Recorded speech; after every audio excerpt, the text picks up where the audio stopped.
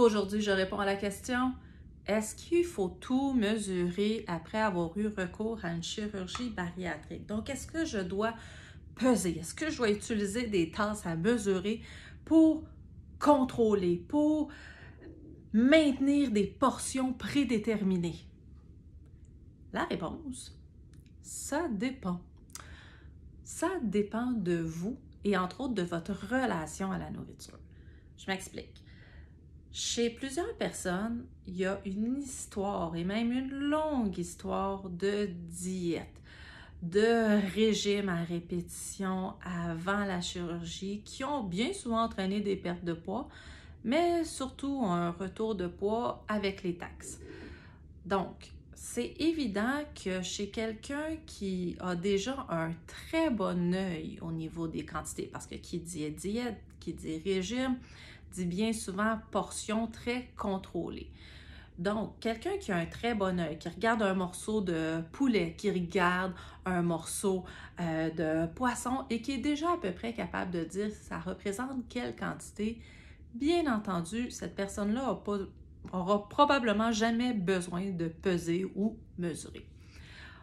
Autre chose à considérer, à savoir est-ce que vous devriez ou pas mesurer, ben c'est qu'est-ce que ça va vous apporter. Donc, oui, ça peut être intéressant de mesurer de façon occasionnelle pour être sûr que nos yeux ne nous jouent pas de tours. Qu'est-ce que je veux dire par là? C'est que naturellement, l'être humain, avec toutes ses belles qualités et ses défauts, a tendance à souvent voir de plus en plus grand. C'est pas pour rien. L'industrie alimentaire, présentement, tous les volumes grossissent. Hein?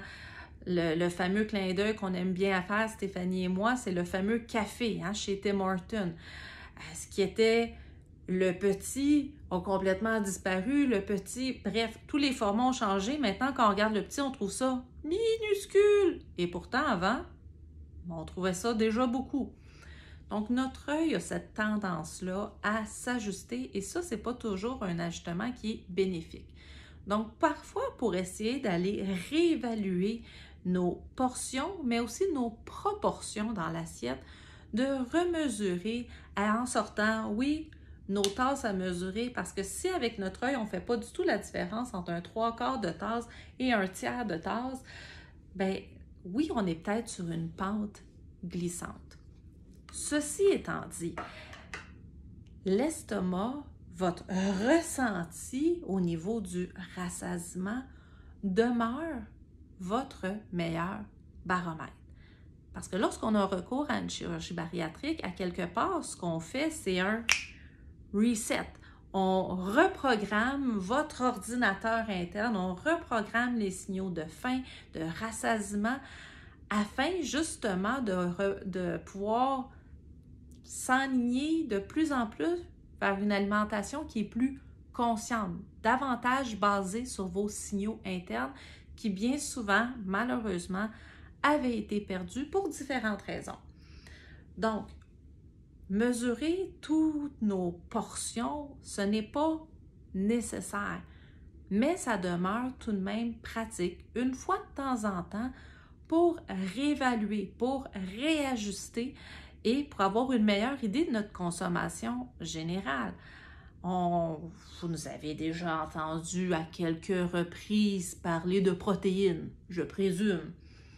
Donc, on met toujours l'importance sur combler ses besoins en protéines, aller se chercher une portion réduite par rapport à avant la chirurgie en féculents et de compléter avec mon légume. Donc, ma priorité numéro 1 est de combler mon apport en protéines. Mais si j'ai aucune quantité du volume, de la quantité dans ma assiette, puis que je vois juste à l'œil à peu près, puis que mon œil à peu près, il fait un petit peu défaut, est-ce que j'ai consommé 16 grammes de protéines ou j'en ai consommé 24? Bien, c'est certain que ça va faire une différence à savoir quelle est donc ma portion de légumes que je peux aller compléter mon assiette. Donc, c'est pour ça que surtout, j'allais dire en début de parcours, mais je dirais la première année, de mesurer peut-être une fois par mois, ça peut être extrêmement pertinent.